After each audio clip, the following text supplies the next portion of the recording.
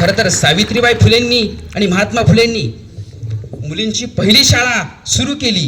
हे तोंडानं सांगणं जितकं सोपं, हे पुस्तकातून वाचणं विद्यार्थ्यांना सांगणं जितकं सोपं, तितकं सत्यात उतरवणं प्रचंड अवघड आहे बरं का. खऱ्या अर्थानं मुलींची पहिली शाळा सुरू झाली कशी काय?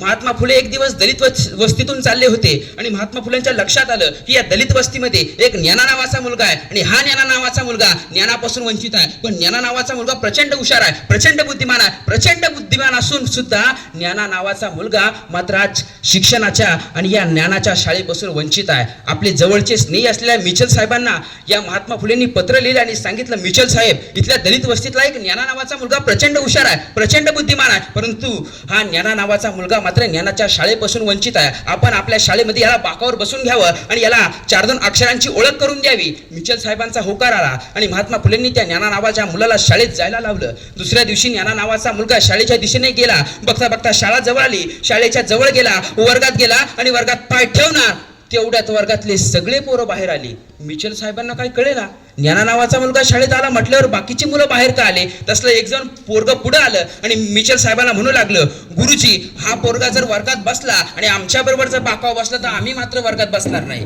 कारण याचा विटाळ आम्हाला होणार. मिचल साहेब म्हणाले, त्याची काळजी तुम्ही करू नका, मी ज्ञाना नावाच्या मुलाला तुमच्या बरोबर बाकावर बसवणार नाही, तर त्याला चटई टाकून मी जमिनीवर बसायला लावेल. तसं दुसरं पोरग पुढे आलं आणि ते म्हणाले, गुरुजी, अहो, हा ज्ञाना नावाचा मुलगा चटईवर बसला म्हणजे याचा विटाळ चटईला होणार आणि चटईचा विटाळ जमिनीवर होणार आणि आम्ही त्या जमिनीवर चालत जाणार म्हणजे जमिनीचा विटाळ आम्हाला होणार आणि आम्हाला घरी जाऊन रोज आंघोळ करावी लागणार.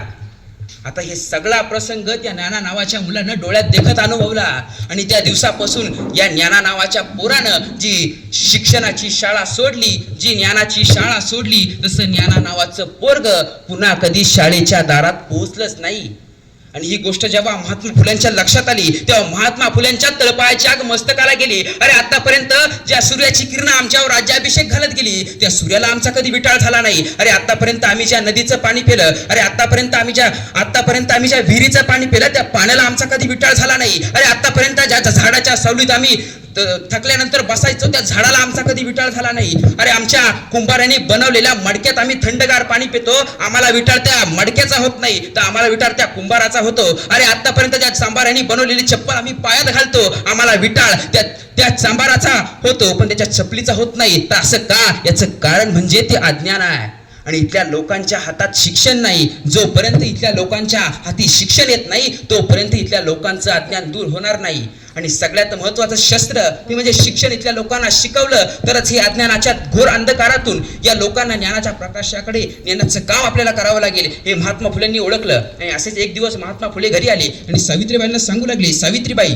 अहो, इथल्या लोकांच्या मनामध्ये जी अंधश्रद्धा आहे ती जर दूर करायची असेल, इथल्या लोकांच्या मनामधलं जर द्वंद्व संपवायचं असेल तर इथल्या लोकांना आपल्याला शिक्षण दिलं पाहिजे. आणि महात्मा फुलेंना माहिती होतं की आई ही मुलाची पहिली शाळा असते आणि शाळा ही मुलाची दुसरी आई असते. त्यामुळे मुलींना खऱ्या अर्थाने शिकवलं पाहिजे. मुलींना जर आपण आज शिकवलं तरच त्या मुली उद्या मोठ्या होऊन त्यांच्या मुलांना घडवतील. त्यामुळे प्रथमतः आपण मुलींना घडवलं पाहिजे. आणि त्यांनी सावित्रीबाईंना सांगितलं की आपण मुलींची पहिली शाळा उभी करूया आणि त्या ठिकाणी शिकवायचं काम हे तुम्हाला करावं लागणार आहे. सावित्रीबाई म्हणाल्या, पण मला तर शिकवता येत नाही, मला कोण शिकवणार? महात्मा फुले हसले आणि म्हणाले, त्याची काळजी तुम्ही करू नका, तुम्हाला शिकवण्याचं काम आम्ही करू.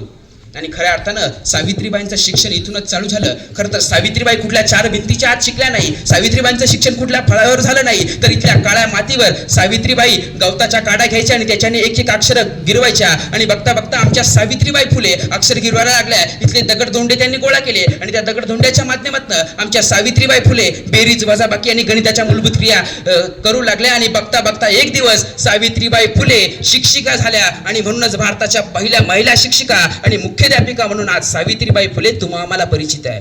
हे इतकं सोपं घडलेलं नाही, त्याच्या पाठीमागचं प्रचंड मोठा संघर्ष त्यांनी अनुभवलाय. ही सगळ्यात महत्वाची गोष्ट आहे.